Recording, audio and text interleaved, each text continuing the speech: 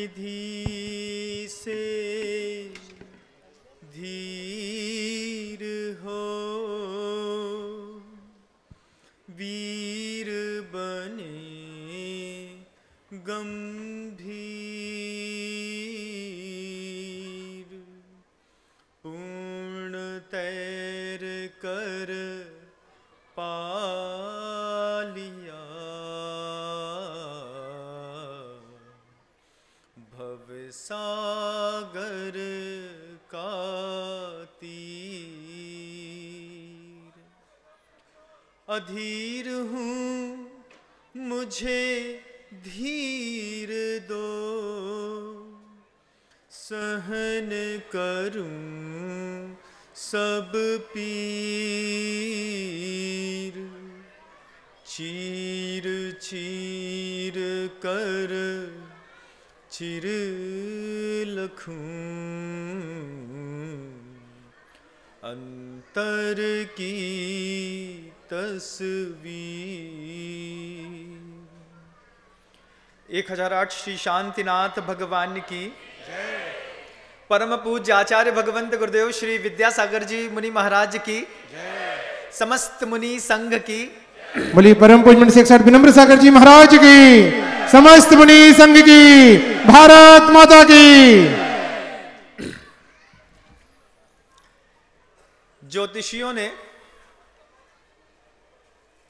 हार की भविष्यवाणी कर दी थी।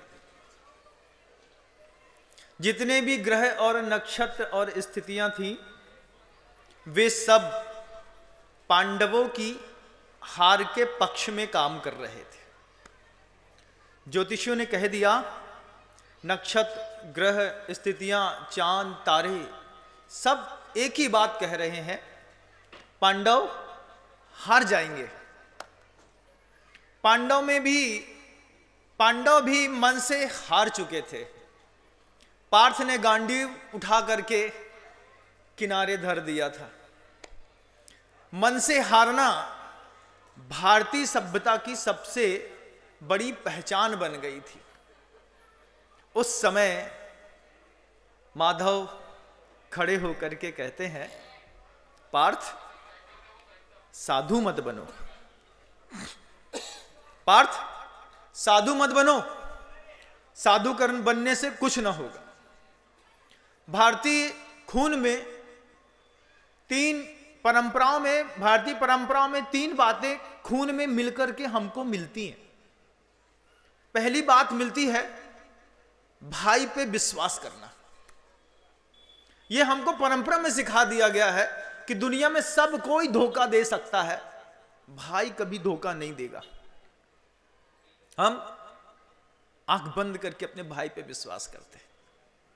पांडवों ने भी यही किया, आंख बंद करके हर बार दुर्योधन के ऊपर विश्वास करते रहे। दुर्योधन ने लाक्षागृह में डाल करके पांडवों को जलाने की कोशिश करी, लेकिन पांडवों ने विश्वास कर लिया, भाई है अपना, मान जाएगा। द्रौपदी का चीरहरण हुआ, उसके बाद भी युधिष्ठिर बार बार कहते रहे, शांत बैठो, शांत बैठो, शांत बैठो, कुरुवंश के हम सब एक साथ हैं, भाई हैं। कितना शांत बैठो। भीम के बाजुओं में इतनी ताकत थी, एक साथ सबको मरोड़ सकते थे। युधिष्ठिर चुपचाप शांत बैठे थे, उनकी शांति चेहरे से दिखाई दे रही थी, और भीम उनका पैर का अंगूठा देख रहा था। देखा भीम ने कि युधिष्ठिर के क्रोध ने धरती पर अंगूठे से गड्ढा कर दिया है। तब भीम को इस बात का एहसास हुआ कि बड़े भाई भले ही चेहरे से शांत दिख रहे हैं, लेकिन आक्रामकता उनके पैर के अंगूठे में दिखाई दे रही है। दबा करके जमीन में गड्ढा कर दिया। परंपरा में मिला हमको भाई के ऊपर विश्वास करना। और जब हमने क्या नहीं किया, हमने डिवाइडेशन के बाद भी अपने भाई पे विश्वास किया इस बात का कि वो हमारे घर में गोली नहीं चलाएगा। लेकिन 2 महीने बाद ही उसने बंदूक तान करके लाइन ऑफ कंट्रोल LOC पाक का 22,000 किलोमीटर का एरिया अपने पोजीशन में ले लिया। हम हाथ जोड़ करके बोलते रहे, भाई है, मान जाएगा, अपना है। उसने नहीं रहा गया, दोबारा उसके मन के अंदर वो बात उठी। उसने कारगिल में फिर कोई को भेज दिया। पांडव फिर भी शांत बैठे रहे, भाई है, मान जाएगा। दूसरी तरफ आंख उठा करके उत्तर की तरफ देखा तो चीन से लोग चले आ रहे थे। गलवान की घाटी पार करते करते 8 हमारे यहां की जो पोस्टें थी धीरे धीरे करके कब कब्जे में कर ली पता नहीं चला। हम फिर सोचते रहे, बिचिल्लाते रहे, हिंदी चीनी भाई भाई, हिंदी चीनी भाई भाई, और हमने उनके ऊपर भी विश्वास कर लिया। फिर विश्वास किया, फिर धोखा खाया, फिर विश्वास किया, फिर धोखा खाया। अर्जुन मन से हार के गांडी उठा करके छोड़ दिया। विश्वास हमारे यहां परंपरा में मिला। दूसरी बात, अपराध सिद्ध होने के बाद भी फिर ममता हमारे खून में, परंपरा में मिली। ममता कैसी मिली कि अपराध सिद्ध होने के बाद भी ये लगता है कि भाई है, इसको छोड़ दो। छोड़ दिया। लाहौर तक से जा करके ये फौजी अपनी काली हरी वर्दी में लाहौर में झंडा गाड़ने वाले थे, वहां पर बोला यू विल कम बैक, और चुपचाप अपने उन जाबाज रणबांकुरों ने अपनी हिम्मत को समेटते हुए कि बॉस इज ऑलवेज राइट, ये कह करके कि मातृभूमि के लिए हम कुछ भी कर सकते हैं, वहां तक जा करके हम वापस लौट आए शांति के साथ। कितना सहज होता है मजिस्ट्रेट में बैठ करके इतनी सी बात कह देना, यू विल कम बैक।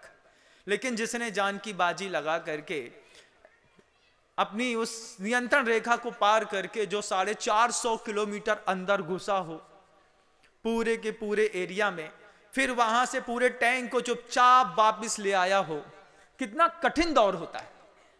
देखा तो नहीं है हमने, लेकिन पढ़ा है किताबों में, सुना है, क्योंकि हर चीज देखी और सुनी तो हो नहीं सकती।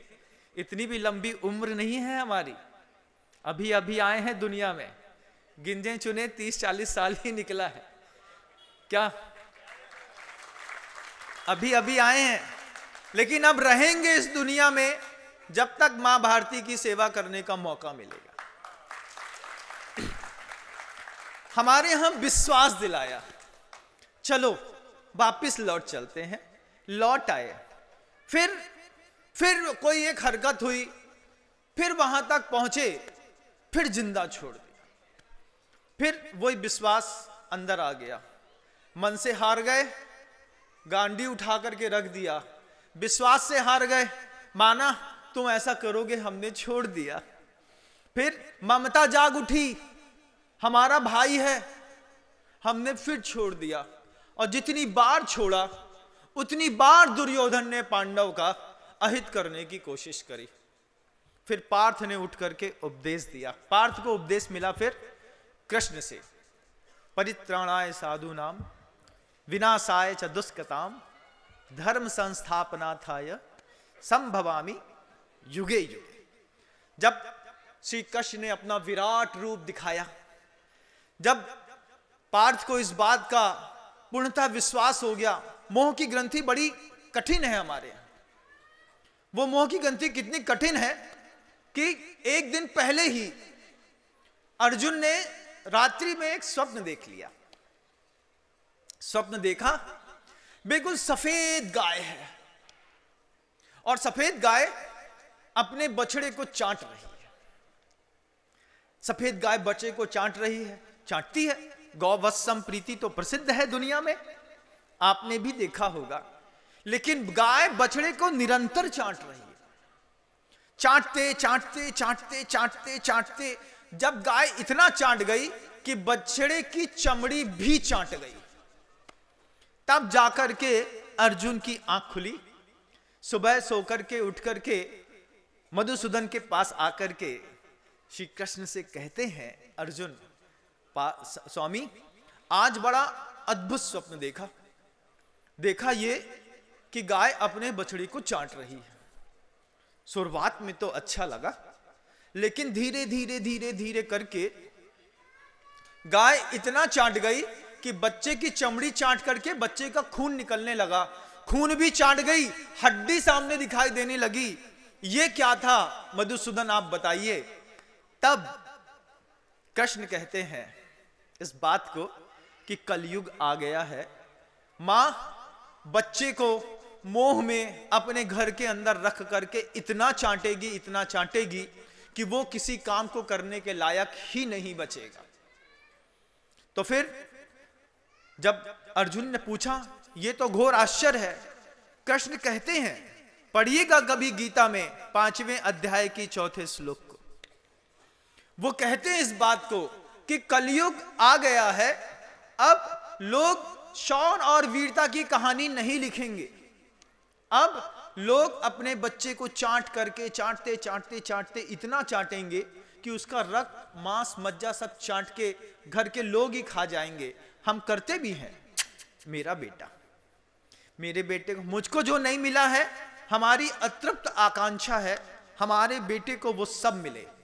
इतना दे दो, इतना दे दो, इतना दे दो कि वो किसी काम करने के कभी लायक ही ना बन पाए। हम अपने बच्चे को हर स्थिति से इतना चाटते हैं।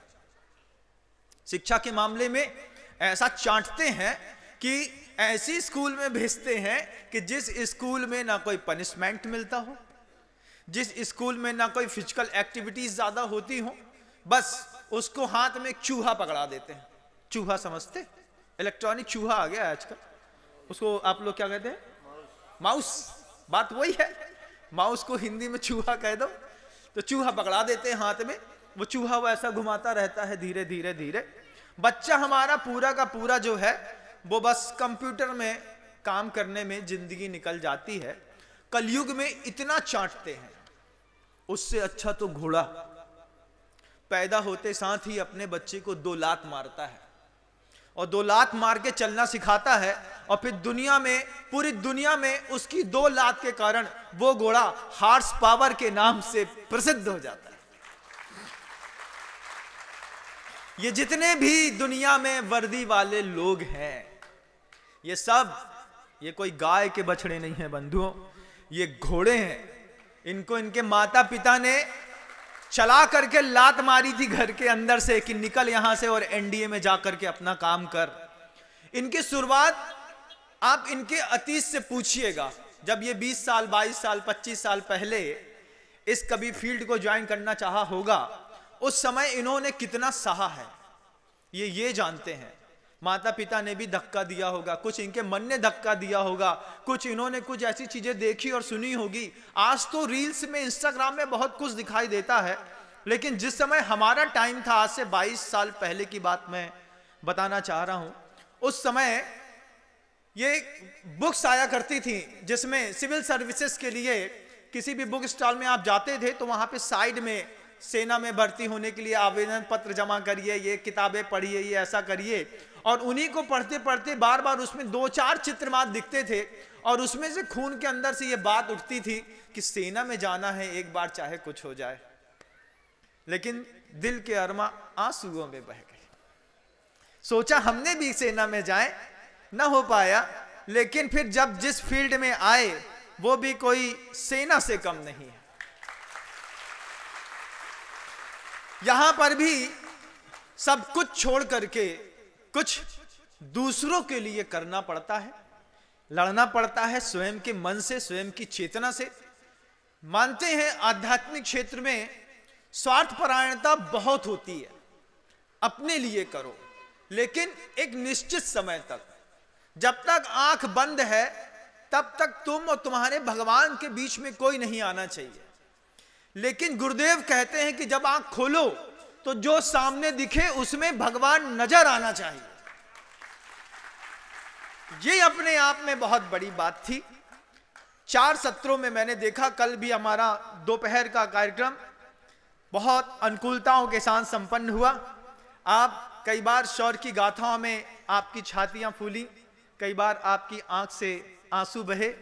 ठंडक तो मैं मानता हूं सबको लगी होगी। और आज मुझे इस बात की खुशी है कि गुरुदेव के पवित्र आशीर्वाद से हमारा परिवार थोड़ा और बड़ा हो गया है।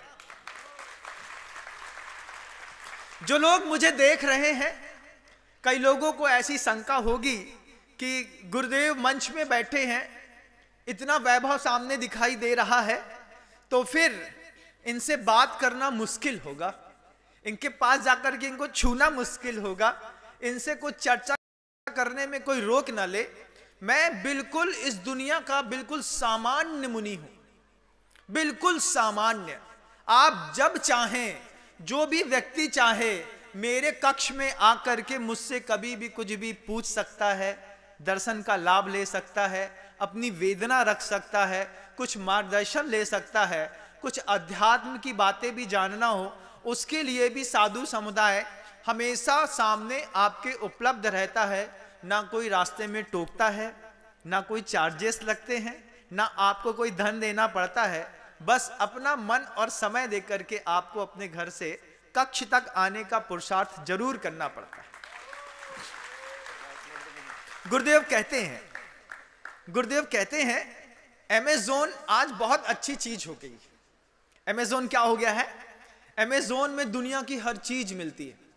वो जो आपके चप्पल के बराबर का यंत्र आपके हाथ में रहता है, जिसको आप दबाते हैं, साइज वही रहता है, तो उसमें आप कुछ भी बटन दबा दीजिए, अमेज़न में ऑर्डर रिप्लेस कर दीजिए, और आप देखेंगे कि सुबह नहीं तो शाम, शाम नहीं तो दूसरी सुबह, जब वो बॉक्स आपके घर के बाहर आके खड़ा हो चुका होता है, तब आपके एंड्रॉइड में कॉल आता है कि मैडम आपका सामान आ गया है, हम गेट के बाहर खड़े हैं। बड़ी प्राइवेसी है, इतनी अच्छी प्राइवेसी है कि घर के लोगों के सामने हम बॉक्स खोल नहीं सकते। तो कंपनी में बोल दिया, जैसे ने ऑर्डर दिया उसको फोन करके बोल देना भैया आकर के हैंड टू हैंड ले लो। कहीं आपका बॉक्स आपके फैमिली मेंबर ने खोल दिया तो घोटाला बहुत बड़ा होता है कि नहीं? अच्छा बताओ, होता है कि नहीं? कल्पना करो अमेज़न से जो सामान मंगाते हो, अगर परिवार का कोई दूसरा सदस्य खोल ले तो फिर क्या होगा? बोले महाराज बहुत गड़बड़ हो जाएगी, इतनी बड़ी बात मंच से मत बोलिए समझिए, थोड़ा सा राज को राज रहने दीजिए। ठीक है, आपके राज को राज रहने देते हैं। गुरुदेव कहते हैं अमेज़न से आप दुनिया की हर चीज बुला सकते हैं, लेकिन धर्म आप अमेज़न से नहीं बुला सकते। उसके लिए आपको अपने घर से बाहर निकल करके धार्मिक स्थलों तक जाना ही पड़ता है। गुरुओं से कुछ चाहिए तो वहां पे जाकर के कुछ देखना और सीखना ही पड़ता है।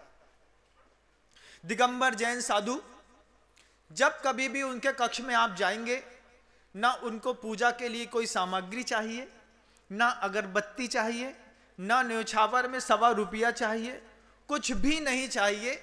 आप मुस्कुरा करके एक बार उनको प्रणाम निवेदित करिए और उनसे दुनिया के सारे रहस्यों की जानकारी आप बिना किसी लेन देन के बहुत अच्छे से ले सकते हैं।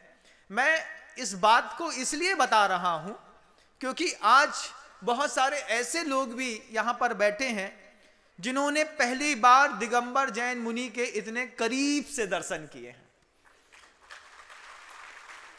और उनकी इच्छा होगी, मुझे ऐसा लगता है कि ब्रिगेडियर साहब दोबारा हमारे पास फिर से आएंगे।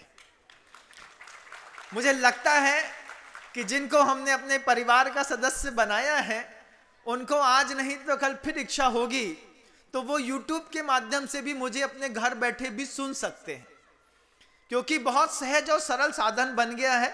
सब्सक्राइब किया, सामने से देखा, जब भी कोई बात मैंने मंच से कही, नोटिफिकेशन आपके घर के अंदर चुपचाप पहुंच जाएगा, पता चल जाएगा ये वो गुरुदेव है जो कल तक बहुत दूर रहते थे, आज हमारे मोबाइल में स्क्रीन में बिल्कुल सामने दिखाई देते हैं। डिजिटल मार्केटिंग का अपना एक बहुत अच्छा उपयोग है। ये दुरुपयोग तो है लेकिन उपयोग भी कम नहीं है। ये कार्यक्रम बहुत सानंद संपन्न हुआ बंधुओं, और आपने कभी मटकी फोड़ प्रतियोगिता देखी हो तो आपको उसकी स्मृति को याद रखिएगा।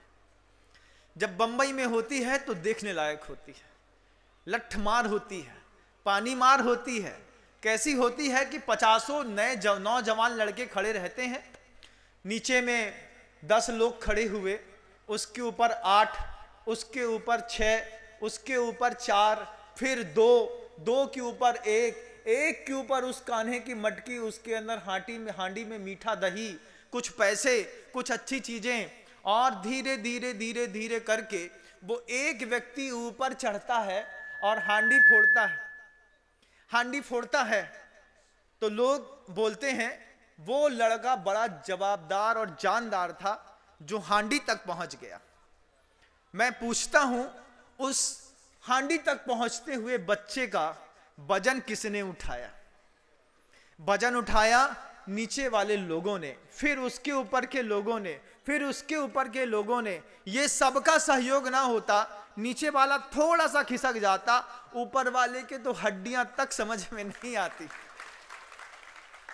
लगता है आज क्योंकि मैं बीच में बैठा हूं, आप लोगों के मन के अंदर की धारणा है कि गुरुदेव इन शब्दों के साथ सामान्य भाव प्रकट कर रहे हैं, लेकिन मैं आपको बताना चाहता हूं कि ये प्रोग्राम मेरा ऑर्गेनाइज्ड नहीं है। ये सब मैंने कुछ नहीं किया है, ये गुरुदेव की दिव्य प्रेरणा थी और गुरुदेव का ही आशीर्वाद था। फिर नीचे बहुत सारे लोगों ने हाथ लगाया। बगल में बैठे पूज्य मुनि श्री निस्वार्थ सागर जी महाराज हैं, सागर से रहने वाले हैं। इनका बहुत जबरदस्त सहयोग था, तब ये कार्यक्रम सफल हुआ बंधुओं। उनके बगल में आप इस तरफ मेरे दाहिने हाथ तरफ देखेंगे, पूज्य मुनि श्री निसर्ग सागर जी महाराज हैं, जो जबलपुर से अपने जन्मस्थल को सुशोभित करते हैं और हमेशा शांत रहते हैं। उनको दुनिया में क्या हो रहा है इससे कोई फर्क नहीं पड़ता, और जब ये चीज उनको दिखती है कि कहीं किसी का अहित ना हो जाए, तो अपनी छोटी सी त्रिभुवन मोहनी मुस्कान दे करके उस व्यक्ति को सीधा करने का प्रयास जरूर करते हैं। खूबी है महाराज की। इनके सहयोग के बिना ये इतना अभूतपूर्व कार्यक्रम असंभव था। मेरे बगल में अर्जुन के जैसा बैठा हुआ मेरा निर्मल सागर जी महाराज। ये निर्मल सागर जी महाराज मुनिश्री सागर के पास एक छोटा सा गांव है बेगमगंज, लेकिन नाम है बेगमगंज। उस बेगमगंज के बारे में गुरुदेव कहते हैं, बे माने नहीं, उर्दू में बे का मतलब नहीं होता है, तो कई चीजों में लगा देते हैं। वकूफ शब्द का मतलब ज्ञान होता है, उसके आगे बे लगा दो तो क्या हो गया? बेवकूफ। वकूफ नहीं है इसके पास, तो वकूफ के आगे बे लगा दिया, गम के आगे बे लगा दिया, मतलब किसी भी प्रकार का जहां अवसाद नहीं है। ऐसी ये धरती के पुत्र हैं, और जननी ने बड़े स्नेह से रखने के बाद जब ये गुरुदेव के पास आकर के 2013 में दीक्षित हुए थे बंधुओं, बिल्कुल लाल टमाटर के जैसे दिखते थे, और आज सुर्ख गुलाबी दूध के जैसे दिखते हैं। मुनि श्री निर्मल सागर जी महाराज ये अर्जुन के जैसे हमेशा, क्योंकि 5 तो दिख ही रहे हैं, 6वां तो कोई है नहीं, तो फिर ठीक ही बात है कि युधिष्ठिर और भीम के बाद सीधा अर्जुन ही सामने नजर में आता है। आपका अभूतपूर्व सहयोग रहा, जिसके कारण ये कार्यक्रम भी, इसके पहले 5 दिवसीय हमने जब यहाँ पर एक बहुत बड़ा विधान किया था, वो कार्यक्रम भी, और उसके पूर्व में छतरपुर के कार्यक्रम भी। मैं तो अपने कमरे में शांत बैठ जाता हूं, मैं इस बात को मानता हूं, लेकिन मैं इस बात का मुझे पूरा विश्वास रहता है कि बगल में बैठा हुआ ये अर्जुन इतनी हलचल करते हैं, जिसके माध्यम से कार्यक्रम अपने आप सफल हो जाता है बंधु। मैं आभार प्रकट करता हूं मुनि श्री निर्मल सागर जी महाराज का। उनके ठीक बगल में मेरे बाएं हाथ में आप देखेंगे मुनि श्री श्रमण सागर जी महाराज। आप भी सागर से हैं, और सागर से होने के बावजूद उसी जिस जैसा नाम है उतनी ही अतल गहराइयां हैं, उतना ही अच्छा ज्ञान का महाराज श्री का क्षयोपम है, उतनी ही सूक्ष्म बुद्धि है, तार्किक जबरदस्त बुद्धि है, और सबसे बड़ी बात कि गुरुदेव के प्रति अभूतपूर्व समर्पण है बंधुओं। महाराज श्री ने हमसे कहा कि महाराज श्री आप कहीं भी ले चलें, मुझे कभी कोई विकल्प नहीं है, मैं हमेशा आपका अनन्य सहयोगी बन के रहूंगा। और पिछले 10 महीनों से मैं देख रहा हूं जिस तरीके से वे लगातार मेरा सहयोग कर रहे हैं, उनके चरणों में भी बारंबार प्रणाम करता हूं कि उनकी अभूतपूर्व उपस्थिति और सहयोग के माध्यम से यह कार्यक्रम हमारे चरम तक पहुंच पाया है और उनका सहयोग निरंतर ही मिलता रहता है। और टीम इतनी ही कम नहीं थी, ये तो ऊपर वाली हांडी के नीचे खड़े 4 लोग थे, उस 4 लोग के नीचे भी फिर 6 लोग थे, जिसमें माननीय रमेश जी जैन, प्रदीप भैया, मुकेश भैया, क्षेत्र के मंत्री राकेश जी जैन, इनके साथ केसी जैन साहब और साथ में अनिल भैया इत्यादि ने मिल करके इस कार्यक्रम को अपने चरम तक पहुंचाने का फिर बेहतरीन पुरुषार्थ किया।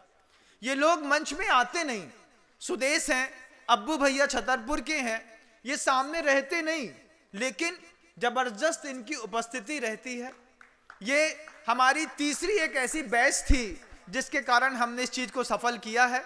इसके नीचे एक और फील्ड थी जिसमें 8 लोग थे बंधुओं, उसमें अजित भाई, संजीव भैया, दीपक, महेश, दीपेश, सानिध्य, शुभी, आयुषी, ऐसे और भी जानदार लोग हैं। मैं सबको देख रहा हूं यहाँ पर, हमारे साथ में बगल में बैठा हुआ उत्कर्ष भी है, साथ में तनु भी है, इस तरफ बहुत सारे डॉक्टर आनंद जैन है, सौरभ जैन है।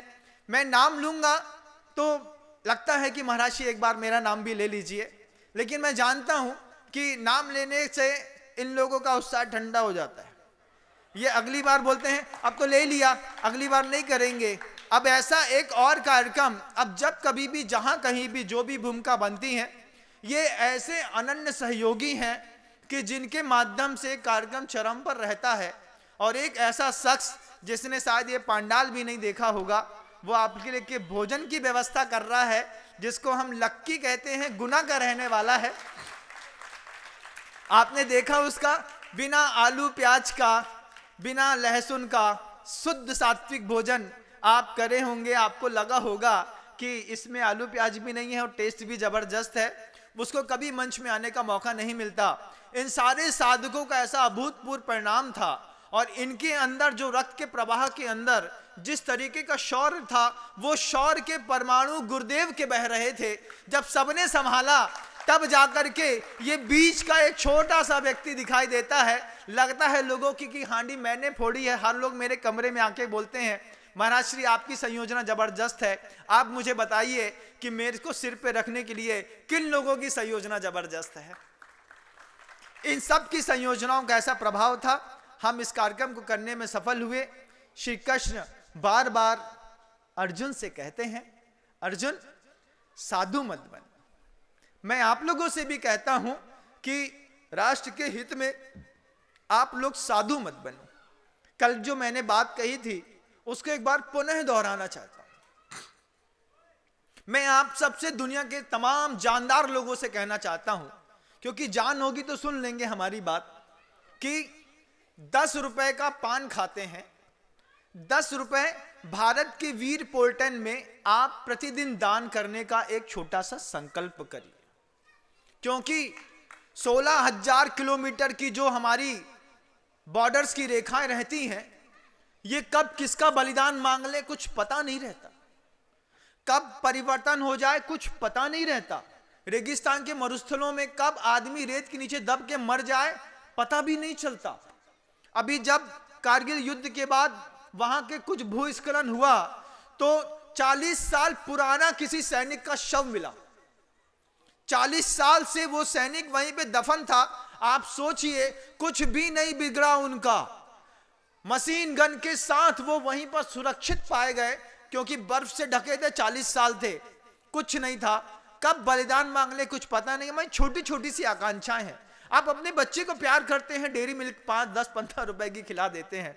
राष्ट्रीय का गुटखा खाते हैं, 40 रुपए का खा लेते हैं। छोटा सा सड़ा सा पान खाते हैं, पान खा के थूक देते हैं, 10 रुपए का होता है। अगर पूरी दुनिया में आप इस बात को फैलाएं, लोगों को इंस्पायर करें कि हमको अपने देश की रक्षा के लिए कम से कम इतना संकल्प जरूर करना है कि हम 10 रुपए का दान प्रतिदिन देंगे, प्रतिदिन देंगे। आप अच्छे से इंस्पायर करेंगे, होगा। और फिर तिरंगे की शान भी रखिएगा बंधुओं, क्योंकि संविधान में आज हमने तिरंगा फहराया है, हमारी जमीन खराब ना हो, हमारी गौ माता खराब ना हो, हमारे देश का सैनिक और साधु खराब ना हो, कोई किसी के ऊपर किसी भी प्रकार का आक्षेप विक्षेप ना करे। और चक्र के रूप में जो 24 तीर्थंकरों की स्थापना वहां पर की गई है, जिसमें प्रथम आदिश्वर जिनको आप महाशिव भी कहते हैं, ऐसे आदिनाथ आदि योगी जिन्होंने कैलाश से निर्वाण को प्राप्त किया है, ऐसे महाशिव आदिनाथ भगवान जिन्होंने सबसे पहले तलवार का ही उपदेश दिया। असी, फिर मशी, फिर कृषि, फिर वाणिज्य, फिर विद्या, फिर शिल्प, ऐसे 6 षटकर्म के उपदेश देकर के जिन्होंने षष्ठी पर सबसे पहले जीवन जीने की व्यवस्था बनाई। और अंतिम तीर्थंकर भगवान महावीर स्वामी, जिनकी कृपा से लोग अध्यात्म के चरम को पाने के लिए आज भी लालायित रहते हैं। ये तिरंगा बताता है कि हमें ना अध्यात्म भूलना है, ना गाय भूलनी है, ना जल जंगल जमीन भूलनी है, ना अपना साधु भूलना है, ना अपना सैनिक भूलना है। और वो ध्वज का दंड बताता है कि इस मातृभूमि से इन सब को हमेशा हमें बांध करके रखना है। हमारी चेतना इस चीज को झंकृत करे। मुझे बड़ी खुशी हुई, मैं अपने आप को बड़ा गौरवान्वित भी महसूस कर रहा हूं और भगवान से प्रार्थना भी इस बात की कर रहा हूं कि भगवान, ये जो दृश्य मैं ऊपर से खड़े होकर के बैठ करके देख रहा हूं, ये मुझे कल भी देखने का मौका मिले। कई बार ऐसा होता है कि किसी कार्यक्रम के समापन समारोह में हमको बड़ा दुख होता है कि काश ये एक दिन और चलता तो और अच्छा होता। हम फिर प्रयास करेंगे इस कार्यक्रम को बहुत अच्छे तरीके से ऑर्गेनाइज करने के लिए। इस बार कुछ लोगों का साथ में जुड़ा हुआ है, अगली बार बहुत कुछ हम जुड़ावों के साथ, पूरी तैयारियों के साथ, पूरे देश को सामने रख के हम इस कार्यक्रम को हमेशा आगे भी जागृत रखने का प्रयास करेंगे। और पीछे पूज्य गुरुदेव होंगे। चूंकि आज आपका समय सही में हो गया है, मैं अपने शब्दों को विराम देता हूं और इस कार्यक्रम की अभूतपूर्व सफलता के लिए क्षेत्र के प्रत्येक सदस्य को बहुत बहुत साधुवाद देता हूं, जिसमें हमारे वीडियोग्राफर में देवेश भाई विदिशा से भी हैं, देवेश तिवारी जी। वे निरंतर पिछले 2 वर्षों से हमारे साथ लगे हुए हैं। एक भी दिन किसी भी प्रकार की कोई भी उनकी गतिविधियों में कमी नहीं होती। थोड़ी सी आवाज में वो तुरंत अपने पूरे लाइट कैमरा एक्शन को लेकर के सामने खड़ा रहता है। हमारा मधुर भी विदिशा से आया है, जिसने पूरे मंच की साज सज्जा का काम किया है। ये सारे लोग ऐसे हैं जो बड़े बड़े घर के लोग हैं और इनके घरों में न काम की कमी है, न किसी बात की कमी है, लेकिन उसके बाद भी थोड़ी सी आवाज बस एक आदमी को मुझे करनी पड़ती है और इस अपने आप सबके सब खड़े हो जाते हैं। इन प्रहरियों को भी मैं बारंबार आशीर्वाद देता हूं, प्रभु से कल्पना प्रार्थना करता हूं कि इनका भी स्वास्थ्य सुरक्षित रहे, इनका जीवन भी सुरक्षित रहे और जिन धर्म की यशोगाथा बहुत दूर दूर तक गाती जाती रहे। हम पुनः इस कार्यक्रम के लिए उपस्थित होंगे। आज इतना ही कह के अपनी वाणी को विराम देता हूँ। भगवंत गुरुदेव श्री विद्यासागर जी मुनि महाराज की जय हो।